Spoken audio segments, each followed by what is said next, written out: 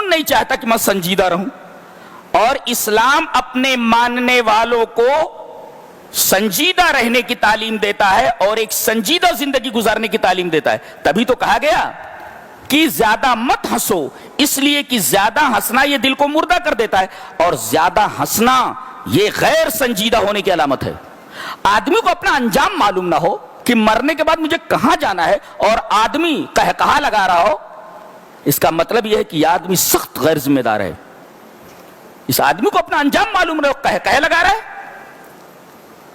تو گویا کہ کہہ لگانا اور کثرت سے ہنسنا اس کے غیر سنجیدہ ہونے کی علامت ہے.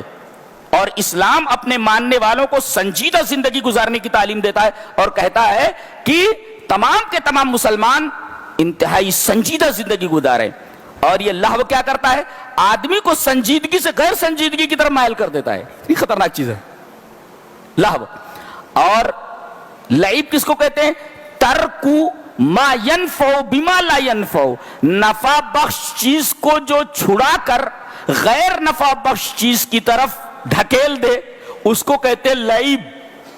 یہ دیکھیے، تو گویا کہ اب آخرت کے مقابلے میں دنیا کو دیکھیے کہ یہ لہو ہے. لہو کا مطلب مذاق ہے. المیل عن الجد الی الہزل، یہ سنجیدگی سے مذاق کی طرف مائل ہونا ہے، مائل کرنا ہے. اس کا مطلب آخرت کے مقابلے میں دنیا مذاق کے سوا کچھ نہیں. مذاق ہے دنیا، ہے مذاق ہے. اور مذاق کیسا ہوتا ہے آپ کو معلوم ہے؟ مذاق کر رہا ہے، یعنی اس کی کوئی اہمیت نہیں ہوتی. تو آخرت کے مقابلے میں دنیا کی زندگی مذاق ہے، اور سنجیدگی کے مقابلے میں غیر سنجیدگی ہے. یعنی آخرت سنجیدہ اور دنیا غیر سنجیدہ. اور لعب کا مطلب ترک ما ینفع بما لا ینفع، نفع بخش چیز کو چھوڑ کر کے غیر نفع بخش کی چیز حاصل کرنا، اس کی طرف مائل ہونا. اس کا مطلب دنیا کی زندگی آخرت کے مقابلے میں غیر نفع بخش ہے اور آخرت اس کے مقابلے میں نفع بخش ہے. اور ظاہر ہے کہ یہ کام بچے ہی کرتے ہیں، نفع بخش چیز کو چھوڑ کر کے غیر نفع بخش کی چیز کی طرف چلے جانا یہ بچوں کا کام ہے. اسی وجہ سے آپ نے دیکھا ہوگا کہ بچے ندی کے کنارے بیٹھ کر کے ریت کے گھروندے بناتے رہتے ہیں، اور جب کھیل سے اکتا جاتے ہیں تو اپنے گھروندے بگاڑ کر کے وہاں سے نکل جاتے ہیں. اس کے کہتے ہیں یہ کھیل رہے تھے. اب بتائیے اس کھیل کی کوئی حقیقت ہے؟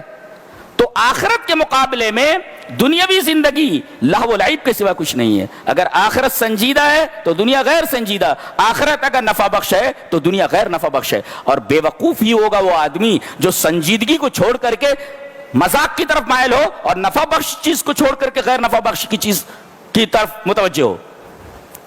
اس کے بعد تقابل کیا جا رہا ہے. دیکھو دلیل کیا دی جا رہی ہے، وَمَا هَذِهِ الْحَيَاةُ الدُّنْيَا إِلَّا لَهْوٌ وَلَعِبٌ، دنیا کی زندگی لہو و لعب ہے. اچھا وَإِنَّ الدَّارَ الْآخِرَةَ لَهِيَ الْحَيَوَانُ، حیوان نہیں حیوان. یہاں کہا کہ دنیا کے ساتھ حیات لایا گیا ہے اور آخرت کے ساتھ حیوان لایا گیا ہے. یہ دیکھیے دونوں کا معنی زندگی ہے. حیات معنی بھی زندگی اور حیوان کا مطلب بھی زندگی، لیکن دنیا کے ساتھ لفظ حیات لایا گیا ہے اور آخرت کے ساتھ حیوان لایا گیا ہے. دیکھ رہے ہیں آپ، وَمَا هَذِهِ الْحَيَاةُ الدُّنْيَا، دنیا کے ساتھ حیات، وَإِنَّ الدَّارَ الْآخِرَةَ لَهِيَ الْحَيَوَانُ، اور آخرت کے ساتھ حیوان. تو یہ حیات اور حیوان میں کیا فرق ہے؟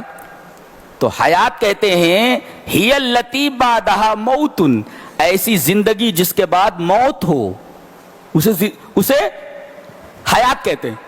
اور حیوان کسے کہتے ہیں؟ کہ حیات لا موت فیہا، ایسی زندگی جس کے اندر موت ہی نہ ہو. تو بے وقوف آدمی ہی ہوگا جو ایسی زندگی جس کے بعد موت ہے اس میں مشغول ہو کر کے ایسی زندگی کو بھلا دے جس زندگی کے بعد موت ہی نہیں ہے، جس زندگی میں موت ہی نہیں ہے. زندگی مل گئی تو اب اس کے اندر موت آنے والی نہیں ہے. تو حیات اور حیوان کا تقابل یہ بتاتا ہے کہ دنیا کی زندگی آخرت کی زندگی کے مقابلے میں کھیل اور تماشا ہے، لہو لعب ہے۔ دنیا کی زندگی ایسی ہے کہ جس کے بعد موت ہے، اور آخرت کی زندگی ایسی ہے کہ اس میں موت ہی نہیں ہے، ایک دفعہ مل گئی تو مل گئی۔